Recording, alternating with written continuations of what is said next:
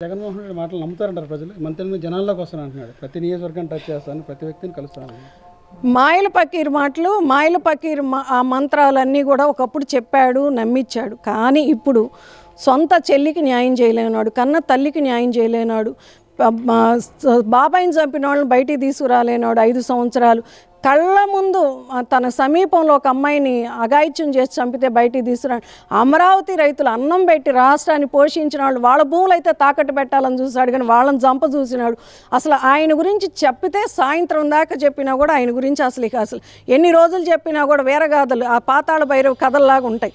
అందుకని ఇంకా ఎవరైనా సరే ముసురు పట్టిన దాన్ని చూసుకుంటూ ఉంటారు, చూస్తారు. వాళ్ళు మాత్రమే ఆయన వైపు చూస్తారు, కానీ కళ్ళు తెరిచిన వాళ్ళు, నిజం గ్రహించిన వాళ్ళు ఎవ్వరు కూడా ఆయన వైపు చూడరు. కాబట్టి మేము ఒకటే అనుకుంటున్నాం, ఆయన వచ్చినా, ఆయన బయటకు వచ్చినా 10 మందిని మెప్పించాలని చూసినా గతం యొక్క గుంటలన్నీ మేము చూపిస్తాము, అతని యొక్క బండారం అంతా బయట పెడతాం. నిన్న కాక మొన్న ఆయన సొంత బాబాయ్ కొడుకు, ఆయన కొరకు పనిచేసిన డాక్టర్ గారిని అతన్ని కూడా చంపించిన గొప్ప వ్యక్తి జగన్మోహన్ రెడ్డి. ఎందుకని ఆయన ఆ రోజు ఏమన్నాడు, వివేక హత్య కేసులో అవినాష్ రెడ్డి పాత్ర ఉందన్నట్టుగా అతను చూచాయిగా సిబిఐకి సమాచారం అందిస్తే అతన్ని కూడా, అంటే ఎవరైతే అతనికి వ్యతిరేకంగా, అంటే అతని యొక్క పనులకి ఆటంకంగా నిలబడతారో వాళ్ళు పెదనాన్న బాబాయ్ పిల్లలవని, సొంత అక్క చెల్లెలవని వాళ్ళని పక్కన పెట్టడం అంటే భూమి మీద కూడా ఉంచడు ఆయన. అది అందుకని మేము అందరం గ్రహించాం. ఇంకెవరన్నా తెలియని వాళ్ళు ఉంటే వాళ్ళకు కూడా కళ్ళు తెరిపిస్తాం మీ మీడియా ద్వారానే. ఇప్పుడు ఒకప్పుడు ముద్దులు తలనిమురుతో బయటకు వచ్చాడు జగన్మోహన్ రెడ్డి. తర్వాత 5 సంవత్సరాలు ముఖ్యమంత్రి అయిన తర్వాత తలుపులు వేసుకొని మాకైతే డేరాలు కట్టుకొని పరిపాలన చేశాడు. ఎప్పుడు కూడా మీడియాలో కనిపించట్లా. ఓడిపోయిన తర్వాత ఇప్పుడు మీడియాలో కనిపిస్తున్నారు. మరి నాయకుడు అనేవాడు ప్రజల్లో ఉండేవాడు నాయకుడు అవుతాడు, కానీ తెరల చాటున, పోలీస్ పహారాల చాటున మరి ఉండేవాళ్ళు నాయకులు గారు.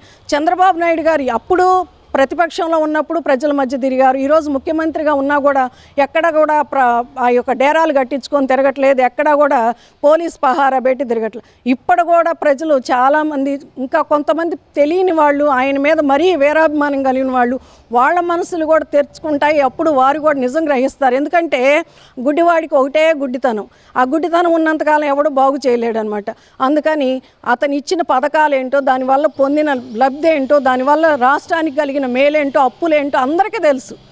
అందుకని మేమే వాళ్ళని అవసరమైతే ఎడ్యుకేట్ చేసి, అయ్యా మరలా అరాచక పాలనకు తెరతీయొద్దు, ఎక్కడికక్కడ ఇటువంటి స్థితి రానికూడదని మేము చెప్తాము. ప్రతి ఒక్కళ్ళం కూడా, ఒక అమరావతి మహిళా రైతులే కాదు, ఈరోజు రాష్ట్ర ప్రజలందరూ, ఆ రోజు ఒక్క అమరావతి రైతుల వల్లే కాదు, దేశ విదేశాల్లో ఉన్నాళ్ళు, మరి ముఖ్యంగా యవనస్తులు, వాళ్ళు యంగస్టర్స్ అందరూ బయటకు వచ్చారు. అయ్యో మా రాష్ట్రం నాశనం అయిపోతుంది, పెట్టుబడులు లేదు, ఉద్యోగాలు లేవు, ఏమీ లేవు.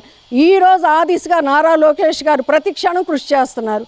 ఆయనకు ధన్యవాదాలు మీ మీడియా ద్వారా, లోకేష్ గారికి కానీ, పవన్ కళ్యాణ్ గారికి కానీ, చంద్రబాబు నాయుడు గారికి, మిగతా మంత్రులకు కానీ. అటువంటి ఔత్సాహికం కలిగిన మంత్రులే మాకు కావాలి, ఉత్సాహం కలిగిన వ్యక్తులే కావాలని కోరుకుంటూ జై అమరావతి, జై హో అమరావతి.